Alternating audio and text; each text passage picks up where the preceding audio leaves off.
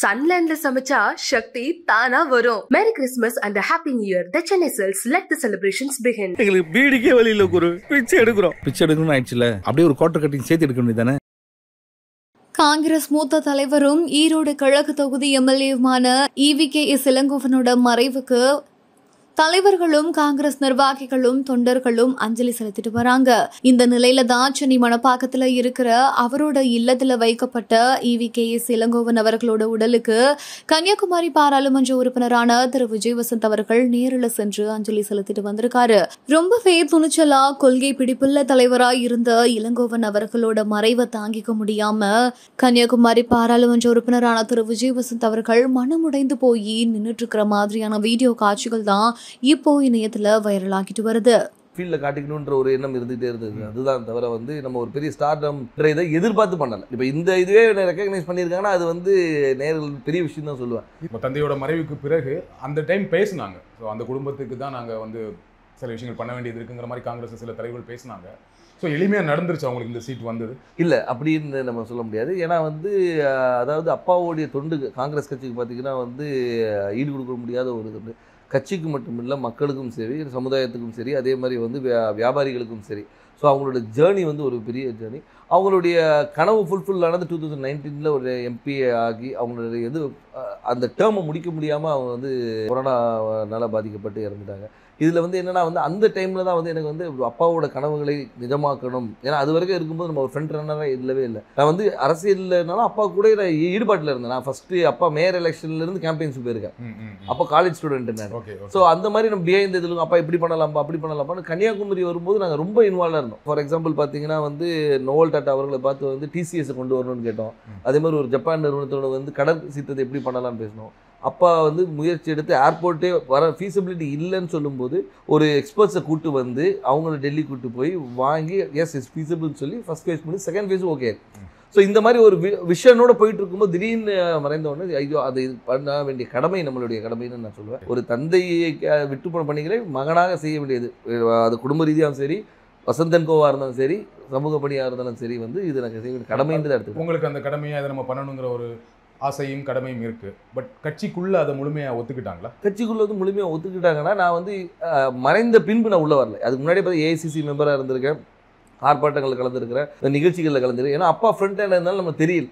நிறைய பேர் கேட்டால் நீங்கள் கட்சியில் என்ன இருந்தீங்க சார், நான் இதில் இருந்த பாருங்க அப்படின்னு ரெஃபரன்ஸ். ஓகே நீ இருந்திருக்கீங்களான்னு ஒரு இது அப்பா மறைவு பின்பு நம்ம தெரிஞ்ச உடனே ஒரு லைம் லைட்டில் வந்த மாதிரி. நடுவில் கார்த்தி சிதம்பரம் அவர்கள் கன்னியாகுமரி தொகுதிக்கு பிரியங்கா காந்திக்கு விருப்ப மனு கொடுத்தாரு இல்லையா? அப்ப எப்படி இருந்துச்சு அது? அப்ப எனக்கு என்ன தோணுச்சுன்னா, ஓகே கட்சிக்குள்ள அதுக்கு முன்னாடியே பேசிட்டு இருந்தாங்க, விஜய் வசந்துக்கு தான் தொகுதி கொடுக்க போறாங்க அப்படின்னு பேசிட்டு இருக்கும்போது இந்த ஒரு நிகழ்வு நடந்தது. கட்சிக்குள்ள அப்போ ஒரு சப்போர்ட் இல்லாம இருக்கும். அப்படி அதாவது அதுக்கு தான் பேர் விருப்ப மனுன்னே வச்சிருக்காங்க. அவங்க விருப்பப்படுறவங்கள இது பண்றதுதான் விருப்ப மனு வச்சிருக்காங்க. ஏன்னா அப்பா போட்டியிடும் போது ராகுல் காந்தி அங்க போட்டியிடும் சொல்லி விருப்ப மனு கொடுத்தவங்களும் இருக்காங்க. ஸோ அதனால அந்த விருப்பத்தை ஒரு அகில இந்திய தலைவர் நம்ம தொகுதியில கன்னியாகுமரி காங்கிரஸோட கோட்டையாக இருந்த ஒரு காமராஜர், குமரியநந்தன் இவங்கெல்லாம் வெற்றி பெற்ற டென்னிஸ் எல்லாருமே வெற்றி பெற்று ஒரு காங்கிரஸோட இதாக இருந்தனால அந்த ஒரு பலம் இருக்கிறதுனால பண்ணா நல்லா இருக்கும்ன்ற ஒரு இது. இப்போ சீட் கொடுத்தாச்சு, எந்த அளவுக்கு நம்பிக்கையா இருக்கீங்க? ரொம்ப நம்பிக்கையா இருக்கு. மக்கள் என்ன ரெஸ்பான்ஸ் சொல்றாங்க? மக்கள் ரெஸ்பான்ஸ் ரொம்ப நல்லா இருக்கு, ரொம்ப நல்லா இருக்கு. அதே மாதிரி என்னன்னா ஆதரவும், அதாவது முதற்கண் கட்சியோடைய ஸ்ட்ரென்த்தும் எங்களுடைய கூட்டணியோடைய பலமும், அதுபோல் அப்பா விட்டு சென்ற பணிகளும், அதுபோல் ராகுல் காந்தி அவர்களுடைய வருகை அந்த கரெக்டாக அந்த மார்ச் 1 வந்தது ஒரு பெரிய எழுச்சியை கொடுத்தது. எங்கள் தொண்டர்கள் மத்தியிலும் சரி, பொதுமக்கள் மத்தியிலும் ஓகே நம்ம ஊர் வந்திருக்காங்க, அவர் பண்ண அதாவது ஒரு தலைவராக வராமல் ஒரு தொண்டனாகவும் சராசரி மனிதனாக வந்தார். இப்போ நீங்கள் எல்லா தலைவரும் வராங்க, மீட்டிங் போடுறாங்க. அப்படி இல்லாமல் ரோட்டில் ஒரு டீ கடையில் நின்று ஒரு பையனை கூப்பிட்டு பேசி அவங்ககிட்ட ரன்னிங் இன்ட்ரெஸ்ட் இல்லைன்னா ஷூஸ் இருக்கா, இல்லைன்னா ஷூஸ் வாங்கி கொடுத்து அனுப்புகிறேன். ஸோ இந்த மாதிரி ஒரு பர்சனல் கனெக்ட். திடீர்னு போய்ட்டு ஸ்கூலில் போய் தண்டனை எடுக்கிறாரு, இன்ட்ராக்ட் பண்ணுற ஸ்டூடெண்ட்ஸோட.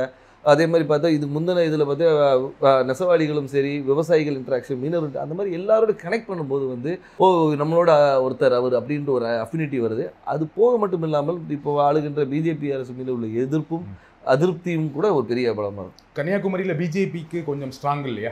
பொன்னார் அவர்கள் ரொம்ப ஸ்ட்ராங்கான கேண்டிடேட் தான் இல்லையா? அதை மறக்க முடியாது. கண்டிப்பாக அதை நம்ம மறுக்க முடியாது. நம்ம அதாவது பிஜேபி தரப்பில் திரு பொன் ராதாகிருஷ்ணன் அவர்கள் ஒரு 2 முறை எம்பியாக இருந்தவர் தான், ஒரு பெரிய வேட்பாளர். ஆனாலும் எங்களுடைய கூட்டணி, அதாவது எங்கள் திமுக சார்ந்த கூட்டணி வந்து மிக பலமான கூட்டணி சொல்லலாம். அது வந்து திமுக மட்டும் இல்லாமல் எங்களை சார்ந்து இருந்த மதிமுக, அதுக்கு ஒரு விடுதலை சிறுத்தைகள், அதுக்கு ஒரு முஸ்லீம் லீக், அதுக்கப்புறம் மனிதநேய மக்கள் கட்சி, இது எல்லாமே பார்த்திங்கன்னா வந்து எங்களுடைய ஒவ்வொரு பேஸையும் கவர் பண்ணுது. அதாவது ஒரு முஸ்லீம்ஸ் கவர் பண்ணுது, திமுகவோட ஸ்ட்ராங் ஹோல்டு, மதிமுகவோட ஸ்ட்ராங் ஹோல்டு, அந்த மாதிரி வந்து எல்லா பாக்கெட்டும் கவர் பண்ணி எங்களோட ஸ்ட்ரென்த்தை வந்து நான் இன்னும் மொபிலைஸ் பண்ணி வச்சுருக்கோம். ஸோ இப்போ பார்த்தீங்கன்னா வந்து இது வந்து எங்களுடைய ஷுவர் ஷாட் விக்ட்ரின்னு சொல்லலாம். ஸோ உங்கள் கூட்டணியோட ரொம்ப ஸ்ட்ராங்காக இருக்குது, அந்த கூட்டணியை ஒரு பெரிய வெற்றி தேடித்தரும்னு சொல்கிறீங்க. கண்டிப்பாக. திரு வசந்தகுமார் அவர்களுக்கு கன்னியாகுமரி தொகுதி மக்கள் வாக்களித்தாங்க. ஏன் விஜய் வசந்த் அவர்களுக்கு வாக்களிக்கணும்? ஏன் உங்களுக்கு வாக்களிக்கணும்? அதான் வசந்தகுமார் அவர்களுக்கு வாக்களித்தனால விஜய் வசந்துக்கு வாக்களிக்கணும்னு நான் சொல்ல வரல. ஆனால் ஒரு காங்கிரஸ் வேட்பாளராகவும் அதே மட்டுமல்ல வசந்தகுமார் அவர்கள் வந்து இந்த மக்களுக்கும் கன்னியாகுமரி மக்களுக்கும் பல துண்டுகளை செஞ்சுருக்காங்க. அது விட்டு போன பணிகளை வந்து அவர் மகன் செய்வார் என்ற ஒரு நம்பிக்கை அவங்களுக்கு இருக்குது. அது மட்டும் இல்லாமல் வந்து நான் வந்து ஒரு வாரிசாக வந்து நேராக போயிட்டு வந்து நான் நேராக டெல்லியில் இங்கேயும் போய் வரல.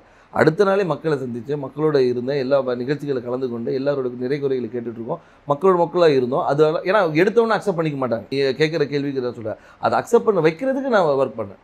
ஸோ அதனால் வந்து அப்பாவுடைய இடத்தை வந்து மகன் வந்து நிரப்பார் என்ற நம்பிக்கையை அவங்களுக்கு கொடுத்தேன். அந்த நம்பிக்கையை வந்து எல்லார் மேலேயும் பெருசாகவே இருக்குது. அதனால் வெற்றி வாய்ப்பு ரொம்ப நல்லா இருக்குது. குமரி மாவட்டத்தில் வரீங்க, ரொம்ப படித்த மாவட்டம், ஆனால் அங்கே நிறைய பிரச்சனைகளும் இருக்குது. அதை கரெக்டாக ஐடென்டிஃபை பண்ணியிருக்கீங்களா? என்னென்ன திட்டங்கள் வச்சுருக்கீங்க? கண்டிப்பாக. அதாவது வந்து நீங்கள் கன்னியாகுமரியை பொறுத்த வரைக்கும் பார்த்தீங்கன்னா வந்து இந்த மிக்ஸ் ஆஃப் ஆல்னு சொல்லலாம்.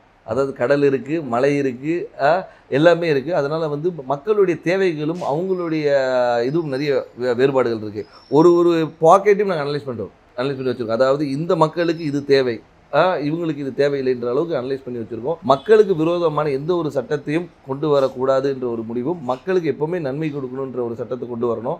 அவங்க மக்களுடைய வாழ்வாதாரத்தை உயர்த்துகிற அளவுக்கு என்ன செய்யணுமோ அந்த திட்டங்களை கொண்டு வந்து. எனக்கு தெரிஞ்ச வரைக்கும் குமரி மாவட்டத்தில் வாழ்வாதாரம் ஓரளவுக்கு நல்ல வாழ்வாதாரம் இருக்கும். எல்லாமே படித்தவங்களாக இருப்பாங்க, வேலையில் இருப்பாங்க. ஆனால் என்னென்னா அங்கே என்ன வேலை கிடைக்குன்னா, ஒன்று படித்து முடித்தா டீச்சர், பெண்களாக இருந்தால் நர்ஸு, அப்படி இல்லைன்னா இப்போ ஒரு சமீப 10 வருடங்களாக சாஃப்ட்வேர் இன்ஜினியர் நிறைய பேர் வந்து சென்னையில் வேலை பார்க்குறாங்க, ஃபாரின் போவாங்க, கப்பல் போவாங்க, இந்த மாதிரி வேலை செய்வாங்களே தவிர மாவட்டத்துக்குள்ள வேற என்ன வேலை வாய்ப்புனா எதுவுமே பெருசாக கிடையாது. ஃபேக்ட்ரிஸ் கிடையாது, சாஃப்ட்வேர் கம்பெனிஸ் கிடையாது. அப்போ அதற்கான திட்டங்கள் என்ன? அதற்கான திட்டங்கள் நிறைய கொண்டு வர திட்டங்கள் நிறைய இருக்குது. ஏன்னு சொல்லிங்கன்னா வந்து நீங்கள் சொல்கிற ரிக்குவயர்மெண்ட்ஸ் மட்டும் பார்த்தீங்கன்னா வக்கீல்களும் மாதிரி நிறைய இருக்குது, டாக்டர்ஸ் நிறைய இருக்கிறாங்க. நீங்கள் சொன்ன அது நர்ஸ் டாக்டர்ஸ். அது மட்டும் இல்லாமல் வந்து லிட்ரஸி ரேட் அதிகம் இருக்கிறதுனால வந்து இவங்க பல இடங்களில் ஸ்ப்ரெட் பண்ணியிருக்கிறாங்க. ஸோ அது மாதிரி தொழிற்சாலைகளை கொண்டு வரது வந்து ஒரு சில பாக்கெட்டில் கொண்டு வரலாம். நீங்கள் பார்த்தீங்கன்னா நீங்கள் தொழிற்சாலைகள் வந்து ஒரு இடத்துல கூட, அதே மாதிரி கடற்புற கதை வந்து டெவலப் பண்ணுறது என்னென்ன கொண்டு வரணும். ஸோ தொழிற்சாலையை கொண்டு வரது. அதனால வந்து ஒவ்வொரு ஊர் இப்போ பார்த்தீங்கன்னா ரப்பர் ஃபேக்ட்ரி இருக்காங்க, ரப்பர் ஃபேக்ட்ரியை வந்து நம்ம டெவலப் பண்ணலாம். ஸோ வந்து அது மாதிரி தொழிற்சாலை நிறைய இருக்குது. அதே மாதிரி வேலைவாய்ப்பு திட்டங்களும் நிறைய கொண்டு வரலாம். நம்ம என்னென்னா நம்ம மக்கள் என்னென்னா இங்கே இருக்கிற மக்கள் எல்லாமே பாதி பேர் வெளியே தான் இருக்கிறாங்க. இப்போ இந்த கொரோனால தான் நமக்கு தெரிஞ்சு பாதி பேர் ஊரில் இருக்கும். இவ்வளோ பேர் வந்து நம்ம ஊரை சார்ந்தவங்க இந்த தமிழ்நாடு முழுக்க இருக்காங்கன்னு தெரியும். சன்லேண்ட்ல சமைச்சா சக்தி தானா வரும். Merry Christmas and happy New Year. The Chennai silks let the celebrations begin. எங்களுக்கு பீடிக்கே வழியில் ஒரு பிச்சை எடுக்கிறோம். பிச்சை எடுக்கணும்னு ஆயிடுச்சுல, அப்படியே ஒரு குவார்டர் கட்டிங் சேர்த்து எடுக்க வேண்டியதானே.